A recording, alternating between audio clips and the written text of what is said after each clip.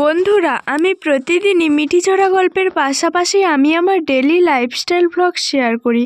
আজ আমি তোমাদের সামনে নিয়ে এসেছি মাত্র 10 মিনিটে রেস্টুরেন্টের মতো কড়াই ফিশের রেসিপি। এই কড়াই ফিশের রেসিপি যে কেউ একবার খেলে কিন্তু বারবার চেয়ে চেয়ে খাবে। আর গরম ভাত, রুটি, লুচি সব কিছুর সঙ্গে এই কড়াই ফিশ রেসিপিটা ভীষণই ভালো লাগে। তো চলো বন্ধুরা, আজকে ভিডিওটা শুরু করা যাক। মিঠিঝরা ধারাবাহিকের নতুন আপডেটে দেখা যাচ্ছে যে অনির্বাণের মা কোয়েলের গায়ে কষিয়ে একটা চড় মারল।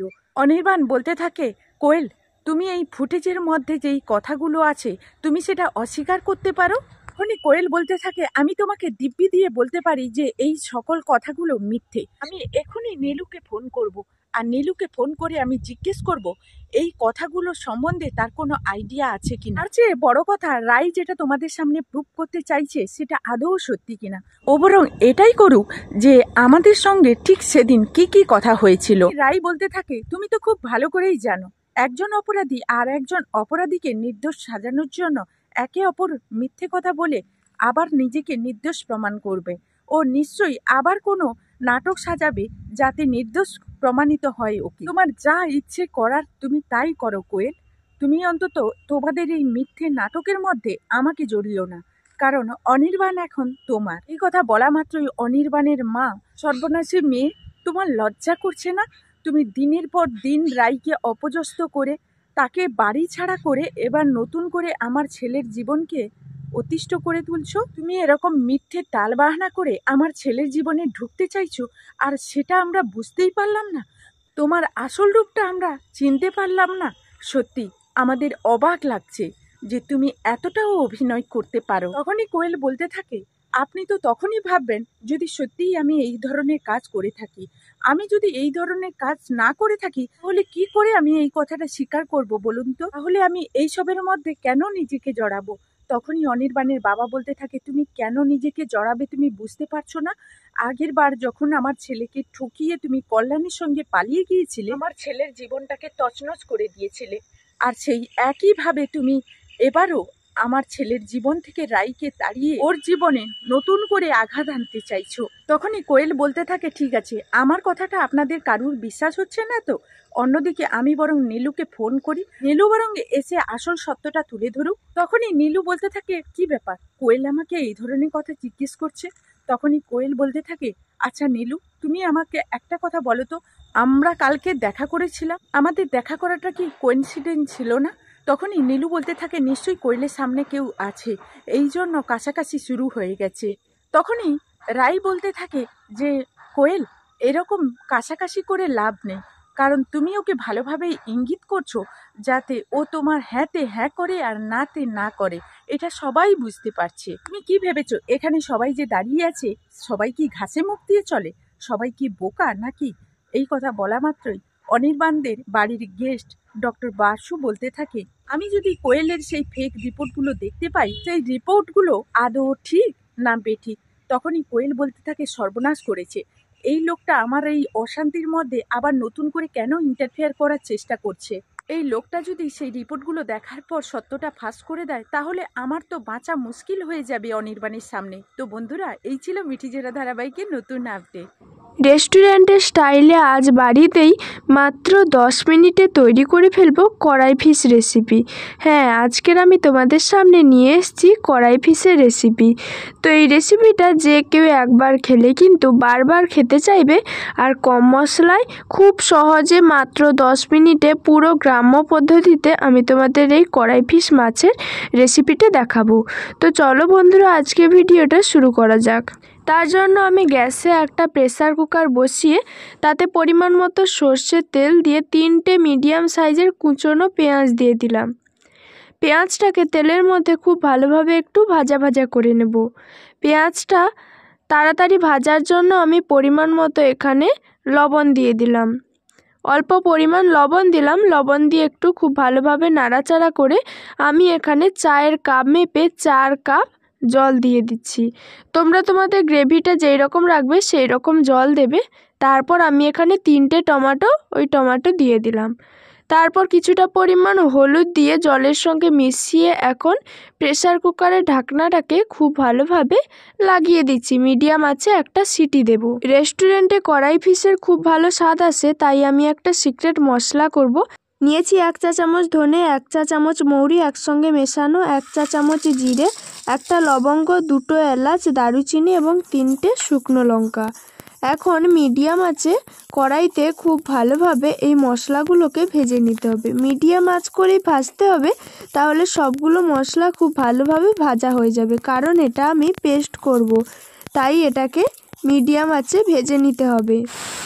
এদিকে দেখো আমার একটা সিটি পড়ে গেছে, আমি গ্যাসের আঁচ বন্ধ করে দিলাম আর আমার মশলাটাও এদিকে ভাজা হয়ে গেছে। আমি শিলনোড়াইতে মশলাটা নিয়ে নিলাম।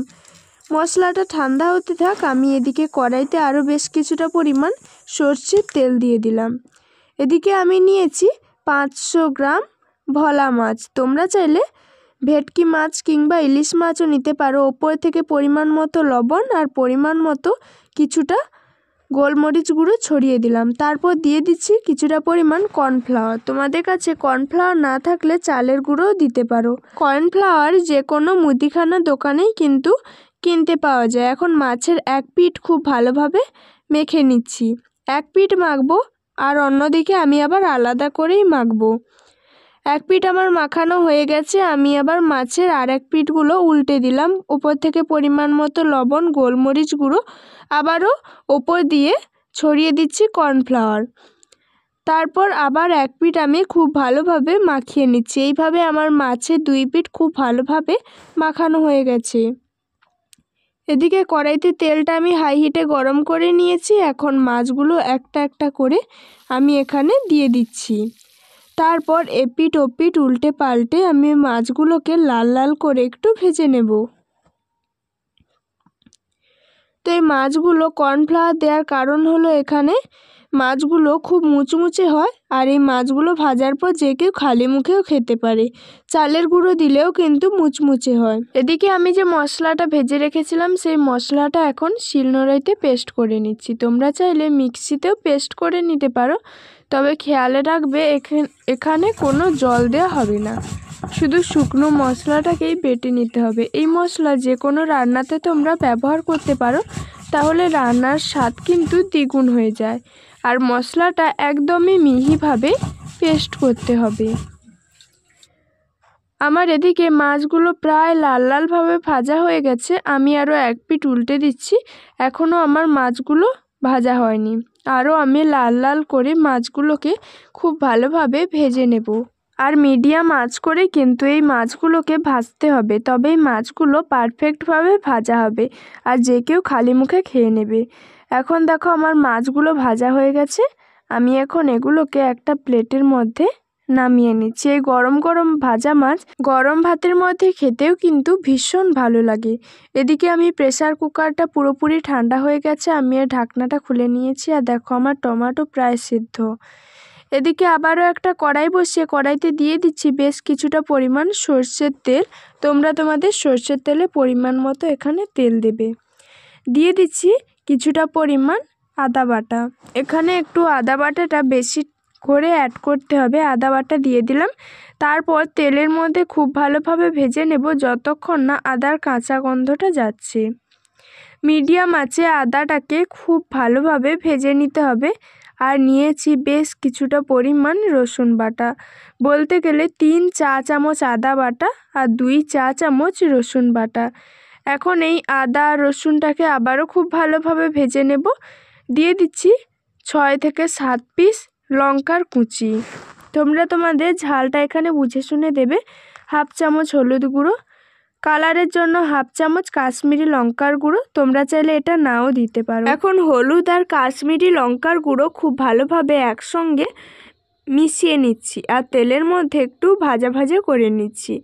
এদিকে দেখো আমার এই প্রেসার কুকারের মধ্যে সব কিছু ঠান্ডা হয়ে গেছে আর টমেটোগুলো সেদ্ধ হয়ে গেছে।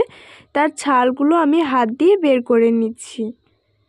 এই ছালগুলো কিন্তু আমি ফেলে দেব, তোমরা চাইলে রাখতেও পারো। এখন দেখো আমার মশলাটা খুব ভালোভাবে কষানো হয়ে গেছে আর এর মধ্যে আমি টমেটোগুলো দিয়ে দিচ্ছি। 3টে টমেটো নিয়েছি, তোমরা চাইলে 4টাও নিতে পারো। তারপর চামচ দিয়ে এইভাবে খুব ভালোভাবে ভেঙে দিচ্ছি। খুব ভালোভাবে টমেটোগুলোকে এরকম ভেঙে দিতে হবে। এখন আমার প্রেসার কুকারের মধ্যে যে পেঁয়াজ আর মশলা দিয়ে জলটা তৈরি করা ছিল সেই জলটা আমি দিয়ে দিলাম। তোমরা তোমাদের গ্রেভি যেই রকম রাখবে সেই রকম কিন্তু ওখানে জলটা দিয়ে দেবে প্রেসার কুকারে। এখন একটু খুব ভালোভাবে নাড়াচাড়া করে দিচ্ছি আর দিয়ে দিচ্ছি পরিমাণ মতো লবণ আর স্বাদের ব্যালেন্সটা ঠিক রাখার জন্য বেশ কিছুটা পরিমাণ চিনি। তোমরা তোমাদের পরিমাণ মতো এখানে চিনিটা অ্যাড করবে। এখন লবণ আর চিনিটা দিয়ে খুব ভালোভাবে আবারও একসঙ্গে মিশিয়ে এখন দিয়ে দিচ্ছি যে মাছগুলো ভাজা ছিল ওই ভাজা মাছগুলো এখানে। গ্রেভিটা ফুটে উঠলে তখনই কিন্তু এখানে মাছটা অ্যাড করতে হবে। মাছটা দিয়ে একটু খুব ভালোভাবে নাড়াচাড়া করে দেব আর ঢাকনা দিয়ে ফুটে ওঠা পর্যন্ত অপেক্ষা করব। কিছুক্ষণ বাদে ফিরে এসেছি, দিয়ে দিচ্ছি কিছুটা পরিমাণ ক্যাপসিকাম কুচি আর 2টো মিডিয়াম সাইজের টমেটো কুচি। এখন ক্যাপসিকাম আর টমেটোটাকে খুব ভালোভাবে একসঙ্গে নাড়াচাড়া করে মিশিয়ে নেব। কত সহজে এবং কম সময়ে বন্ধুরা আজকে তৈরি হয়ে গেল এই কড়াই ফিশের রেসিপি, যেটা আমরা রেস্টুরেন্ট থেকে অনেক বেশি দামে কিনে আনি। তো আজ মাত্র 10 মিনিটে এই কড়াই ফিশের রেসিপি তৈরি করে ফেললাম। অনুরোধ থাকলো তোমরাও একবার ট্রাই করো। এখন আমি যে ভাজা মশলাটা তৈরি করে রেখেছিলাম, বলতে পারো সিক্রেট মশলা, এই মশলাটা এখানে দিয়ে দিলাম। এই মশলা রান্নাতে দিলে কিন্তু ভীষণই সুন্দর একটা আলাদা স্বাদ আসে আর মাংসের স্বাদকেও কিন্তু হার মানায়। মশলাটা দিয়ে খুব ভালোভাবে একটু নাড়াচাড়া করে এখন এটা আমি 10 মিনিট কিছুক্ষণ ঢাকনা চাপিয়ে এটাকে ফুটিয়ে নেব, কারণ আমি গ্রেভিটা আরও অনেক ঘন করব। এখন গ্রেভিটা আমার আগের থেকে কিছুটা ঘন হয়ে গেছে। আমি এর মধ্যে কুচনো ধনেপাতা দিলাম, তারপর দিয়ে দিচ্ছি কাঁচা লঙ্কা। ঢাকনা দিয়ে গ্যাসের আঁচ বন্ধ করে 10 মিনিট পর ফিরে এলাম। এই রকম ঢাকনা দিয়ে গ্যাসের আঁচ বন্ধ করে রান্না কিছুক্ষণ রাখলে খুব সুন্দর একটা কালার আসে। আমার রান্নাটা কিন্তু পুরোপুরি তৈরি আর কত সুন্দর হয়েছে, এবং মাত্র 10 মিনিটে তৈরি হয়ে গেল কড়াই ফিশ মাছের রেসিপি। এখন আমি এটা সার্ভ করে নিচ্ছি। তো বন্ধুরা, তোমরা যদি আমার এই ভিডিওটা ফেসবুক পেজ থেকে দেখো, অবশ্যই পুতুল ফ্যামিলির পেজটাকে একটা ফলো করে লাইক কমেন্ট করে পাশে থাকবে। আর ইউটিউব থেকে দেখলে অনুরোধ থাকলো আমাকে সাপোর্ট করে এইভাবে এগিয়ে নিয়ে যাওয়ার জন্য। তো বন্ধুরা, আজকে ভিডিওটা এই পর্যন্ত।